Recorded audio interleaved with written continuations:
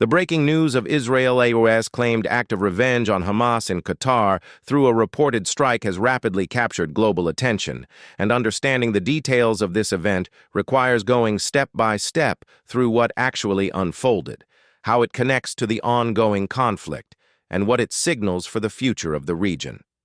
This reported strike is being framed not simply as another military maneuver, but as a message-driven operation tied to a larger narrative of retaliation, deterrence, and signaling power. For audiences who are just starting to follow this conflict, this is not an isolated event, but part of a broader struggle that has been shaping Middle Eastern geopolitics for decades, with every attack, counterattack, and statement carrying symbolic as well as practical weight. Israel has reportedly described this latest strike as revenge, implying it was in direct response to earlier actions by Hamas, which might have included rocket attacks, attempted infiltrations, or targeted assaults that challenged Israeli security. By linking the language of revenge with the actual military act, Israel is framing this not merely as a defensive measure, but as a calculated form of payback aimed at restoring deterrence and reasserting dominance in a psychological as well as tactical sense. This raises the question of whether the strike was targeted purely at Hamas infrastructure, such as safe houses, meeting locations, or logistical networks in Qatar, or whether it carried a broader symbolic message toward regional players, including Qatar itself, which has often been accused of providing indirect or direct support to Hamas through political cover, financial assistance, or hosting its leaders. From a performance perspective, reports suggest that this was a precise, intelligence-driven strike rather than a broad, indiscriminate assault. Precision is a hallmark of modern Israeli military operations, especially when carried out beyond its immediate borders. The capacity to project power at such distances reflects Israel's reliance on advanced surveillance technology, satellite intelligence, cyber operations, and potentially even covert assets on the ground. Each of these elements contributes to the efficiency of the operation and highlights Israel's ability to strike with accuracy while attempting to minimize collateral damage, at least in terms of physical infrastructure. However, the political collateral is much harder to contain, as any strike beyond Gaza or Lebanon represents a bold expansion of the battlefield that could draw criticism from allies and adversaries alike. The design of the operation seems intended to demonstrate that Hamas cannot feel secure even outside traditional conflict zones. If the reported strike indeed occurred in Qatar, this would represent a major escalation in the geography of the conflict, moving it from Gaza, southern Lebanon, and Syrian territories into the Gulf region. Such a move carries unique design features, suggesting not only military planning, but also intelligence collaboration, possibly with regional players who either allowed or ignored Israeli actions within their airspace. For an audience trying to grasp the significance, this is akin to shifting the game board itself, where Hamas leadership or operatives who believed they had sanctuary in Doha may now realize they are exposed. That exposure changes calculations, not only for Hamas but also for host states that must now weigh the risks of being targeted by association. The unique selling point of this reported strike, if one were to view it through the lens of strategic communication, lies in its shock value and reach. Israel is sending a message that no place is off limits, no safe haven can be guaranteed, and any attack on Israeli soil or citizens will carry far-reaching consequences. This differs from regular back-and-forth exchanges of fire across the Gaza border or retaliatory strikes in Lebanon, which have become part of an established rhythm of conflict.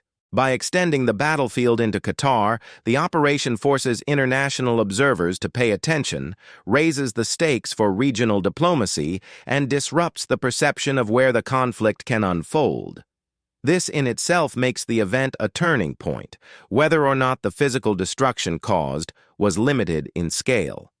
For lay audiences, it is important to understand that when Israel uses the word revenge, it is not solely about emotions, but also about restoring deterrence. In conflict theory, deterrence is the ability to prevent future attacks by demonstrating overwhelming capability and willingness to respond. Without such demonstrations, adversaries might escalate their operations, assuming Israel is unwilling or unable to retaliate. By carrying out a high-profile strike, Israel is attempting to reinforce its deterrent posture, signaling both to Hamas and to other actors like Hezbollah or Iran that it remains prepared to escalate in unconventional ways. This deterrent aspect is a central feature of Israel's broader defense strategy and cannot be separated from the narratives of revenge and justice that often accompany these actions in official statements. However, the performance of such a strike also depends on the international response. Qatar, as a sovereign state and a major diplomatic actor in the region, is unlikely to quietly accept such an intrusion on its territory, especially if casualties or damage occurred within its capital. The diplomatic fallout could include condemnations from Gulf states, pressure on Israel from Western allies who rely on Qatar for mediation roles, and increased polarization within the Middle East. On the other hand, if Qatar downplays or denies the scale of the attack to maintain its balancing role between Western powers and Islamist groups, Israel may succeed in carrying out a high-profile act of deterrence without sparking an uncontrollable backlash. In either case, the fallout is part of the design and cannot be separated from the immediate military details.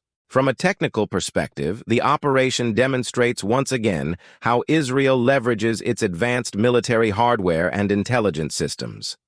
Precision-guided munitions, stealth capabilities, and advanced drones are all likely candidates for how such a strike would be executed.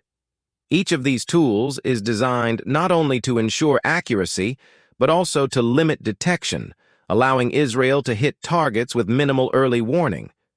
This technological edge is one of the country's defining military advantages, and it allows for bold operations that other nations might struggle to carry out. For viewers trying to assess the uniqueness of this event, this technological edge is crucial. Without it, the risks of such an operation would likely outweigh the benefits. At the same time, this reported strike also highlights the adaptability of Hamas as a non-state actor. Over the years, Hamas leadership has often relocated, hidden, or dispersed itself across different geographies to reduce vulnerability. If Hamas leaders were indeed the target, and if casualties among them were confirmed, this would represent a blow not only to their organizational structure, but also to their perception of safety. For Hamas, whose strength is partly psychological, built on the narrative of resistance and survival under impossible odds, being hit outside Gaza undermines that image. It tells supporters and rivals alike that their leadership is not untouchable, and that even in foreign capitals they remain within reach of Israeli firepower. What makes this story especially complex is that it straddles the line between battlefield tactics and grand strategy. On the tactical level, it may have been about eliminating specific individuals or disrupting a network. On the strategic level, it is about reshaping perceptions, rewriting the rules of engagement, and escalating the conflict to a broader stage.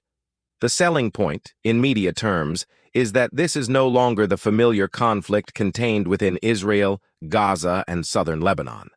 Instead, it is a conflict that has expanded into the Gulf, challenging diplomatic norms and threatening to destabilize relationships that have been carefully built between states in the region and global powers.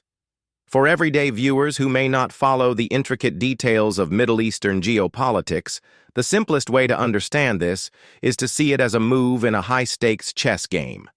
Israel is signaling that no piece on the board is beyond its reach, and Hamas is being reminded that every move it makes carries the risk of retribution, even beyond the traditional arenas of conflict.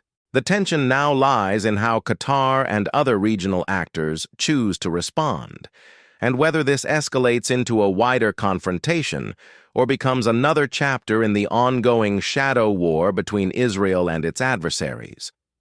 The fact that such details are emerging so quickly shows how volatile and fluid the situation is, with narratives competing alongside military actions.